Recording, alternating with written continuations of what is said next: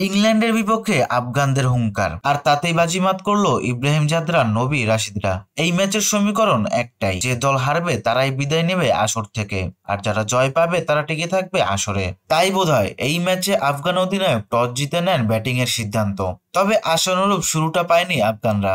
রহমানুল্লাহ গুরবাজ, সেদিকুল আতাল, রহমত শাহ ফেরেন দ্রুতই। 36 রানে 3 উইকেট হারিয়ে অনেকটা চাপের মুখে পড়ে যায় আফগানরা। এই চাপ সামাল দেন ইব্রাহিম জাদরান এবং হাসমাতুল্লাহ শাহিদি। এই দুইয়ের 103 রানে জুটি ভাঙেন আদিল রাশিদ, ফেরান 40 করা শাহিদিকে। টিকে থাকেন জাদরান, তুলে নেন সেঞ্চুরি। তবে এখানেই থেমে থাকেননি জাদরান, খেলেন নিজের কেরিয়ারের সেরা ইনিংস।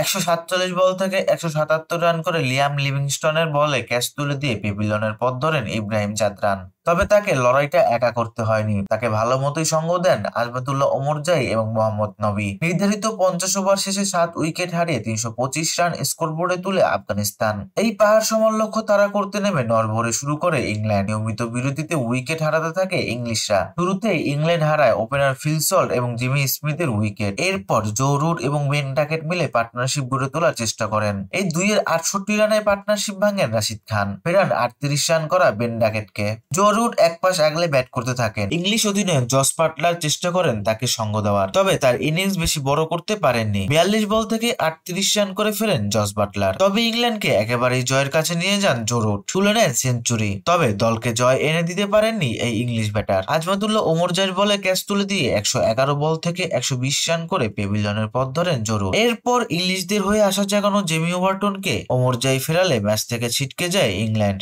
এরপর মার্ক উড, আদিল রাশিদ, আর্চাররাও ফিরলে 317 রানে অল আউট হয়ে যায় ইংল্যান্ড। 8 রানের জয় নিয়ে ইংল্যান্ডকে টুর্নামেন্ট থেকে বিদায় করলো আফগানিস্তান। আর এই জয় আফগানদের সেমিফাইনাল খেলার আশা এখনো বেঁচে রইল।